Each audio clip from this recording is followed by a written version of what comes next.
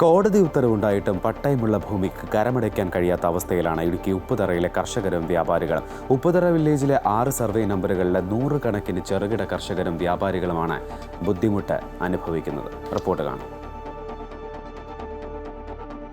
Peermade tea കമ്പനിയുടെ തോട്ടം ഭൂമി തരം മാറ്റിയതെന്ന് ചൂണ്ടിക്കാട്ടിയാണ് ഉപ്പുതറയിലെ പട്ടയ ഉടമകളുടെ കരം സ്വീകരിക്കുന്നത് 2016 ഓഗസ്റ്റ് 8 സർക്കാർ നിർത്തിവെച്ചത്. പിന്നീട് ഉപാധികളോടെ കരം സ്വീകരിക്കാൻ സർക്കാർ ഉത്തരവായി. എന്നാൽ നിയമപരമായ ഒരാവശ്യത്തിനും കരം കെട്ടിയ രസീത് കർഷകർക്ക് പ്രയോജനപ്പെട്ടിരുന്നില്ല.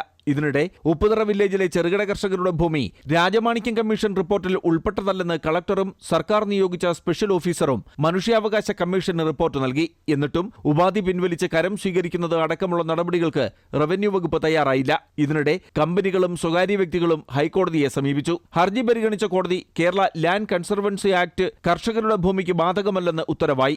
ഇതിന്റെ അടിസ്ഥാനത്തിൽ KLC ആക്ട് അനുസരിച്ചുള്ള എല്ലാ കേസുകളും സർക്കാർ റദ്ദു ചെയ്യുകയും സ്പെഷ്യൽ ഓഫീസറുടെ വിലക്കുകൾ ഒഴിവാക്കുകയും ചെയ്തു. 2018 ഉത്തരവുണ്ടായെങ്കിലും ഇപ്പോഴും പഴയ വ്യവസ്ഥകൾ നീക്കാൻ റവന്യൂ അധികൃതർ ഇതുവരെ തയ്യാറായിട്ടില്ല.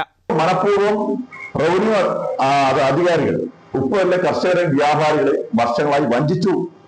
അതിന് തെളിവാണ് ഇടുക്കി ജില്ലാ കളക്ടറും സർക്കാരിന്റെ സ്പെഷ്യൽ ഓഫീസറും ബഹുമാനപ്പെട്ട കമ്മീഷൻ മുമ്പാകെ നൽകിയിട്ടുള്ള report.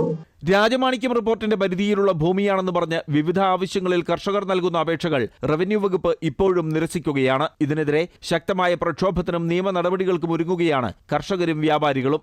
MC Boban, Amrita news, Idukki.